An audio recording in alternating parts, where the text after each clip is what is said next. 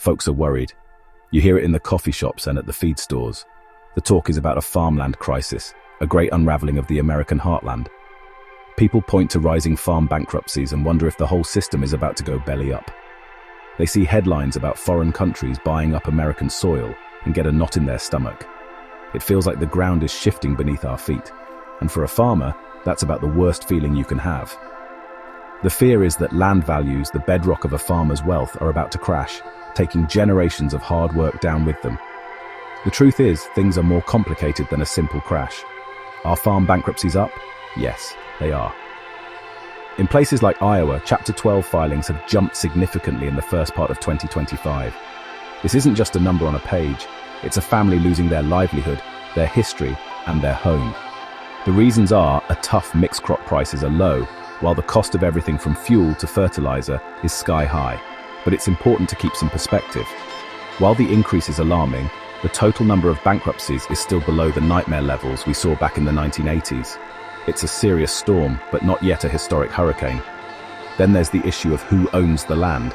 There's a lot of concern about foreign ownership, especially from countries like China. This has led several states to push for laws that would restrict or ban future purchases by certain foreign groups.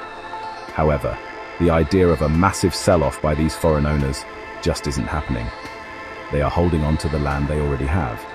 The real focus right now is on preventing them from buying more, not forcing them to sell. It's a debate about the future of American land, not a fire sale of our present assets. And what about the big money players, the Wall Street types and billionaire investors like Bill Gates? Some folks imagine them pulling the plug and dumping all their farmland at once, which would certainly cause a crash. But that's not what the evidence shows. Bill Gates is still one of the largest private farmland owners and continues to see it as a solid long-term investment. He's not selling, he's holding. While some investment funds might be adjusting their strategies because of high interest rates, there's no widespread panic or mass exodus from Wall Street.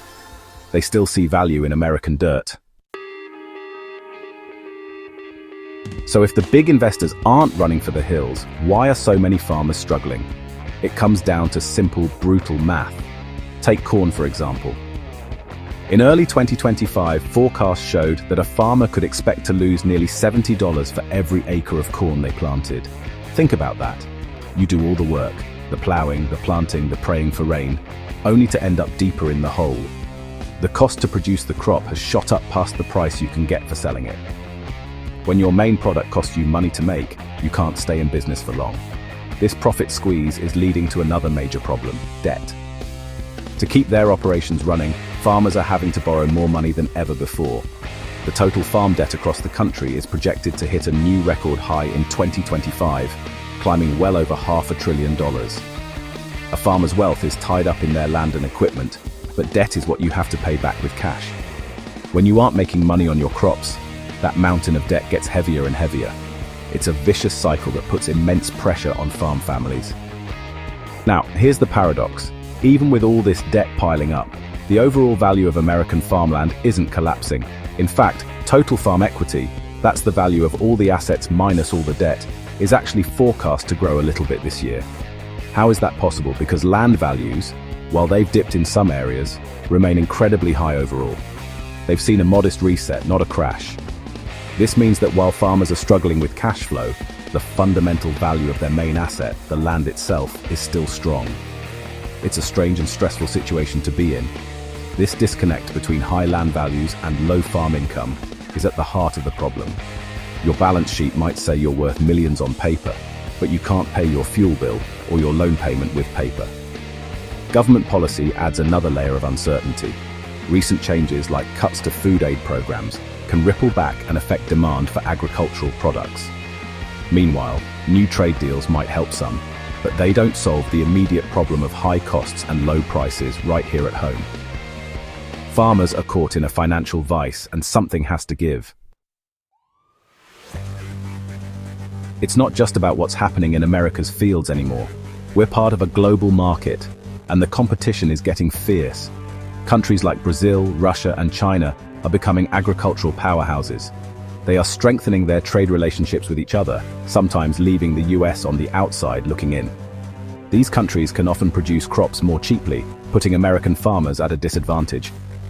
When our production costs for fertilizer, labor, and energy are high, it's tough to compete on price with a Brazilian soybean farmer. The global playing field is not as level as it used to be. In response to these challenges, some have looked to technology for answers, specifically to things like vertical farming. The idea is simple: grow crops indoors, stacked in layers, using artificial light and precise nutrient delivery. It promises to use less water, less land, and no pesticides. For a while, it seemed like the future, but 2025 has delivered a harsh reality check. Some of the biggest names in the industry, like Plenty Unlimited, have had to file for bankruptcy. It turns out that building and running these high-tech facilities is incredibly expensive, especially with high energy costs. The dream of a vertical farm in every city hasn't died, but it's proving to be a much harder and more expensive gamble than many hoped. The labor situation on traditional farms is another huge challenge, made worse by shifting immigration policies. A huge percentage of the people who plant and harvest our food are undocumented workers. Recent federal policies and the threat of mass deportations have created a climate of fear. In some farming regions, especially near the border, workers are simply not showing up. You can have the best land and the best equipment in the world, but if you have nobody to harvest your crops, you have nothing. It's a labor crisis that directly impacts the food supply and the farmer's ability to turn a profit. This global competition and domestic turmoil have real consequences for the American farmer's income. The golden years of high commodity prices feel like a distant memory. Today, farmers are navigating a world where international politics can affect the price of their corn, and a new technology that was supposed to save the industry is struggling to save itself. They are being forced to be more than just farmers. They have to be global market analysts, policy experts, and innovators, all while trying to manage crushing debt and find enough help to get the work done. It's a tall order for anyone. So, what's the real story of American farmland in July 2025? It's not a story of total collapse. It's a story of serious stress and fundamental change. We are not witnessing the end of American farming, but we are seeing a painful recalibration. Farmers are being squeezed from every direction by low prices, high costs, global competition, and domestic policy. The result is real hardship, and we can't ignore the families who are losing their farms. But the foundation of the industry, the land itself, remains a valuable and sought-after asset. The sky is not falling, but the ground is definitely shaking.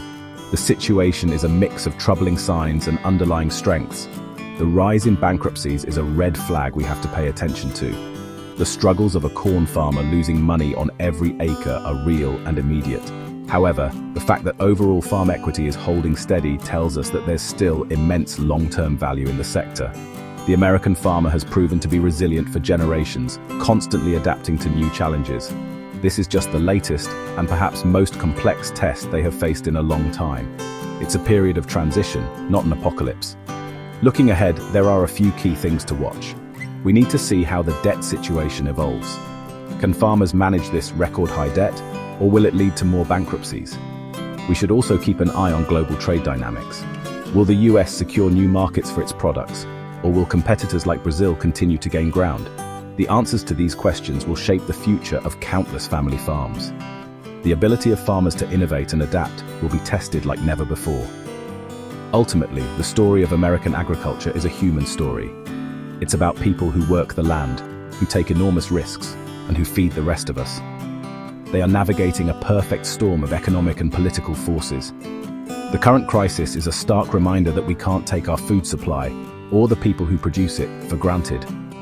There is stress and there is change, but there is also incredible resilience.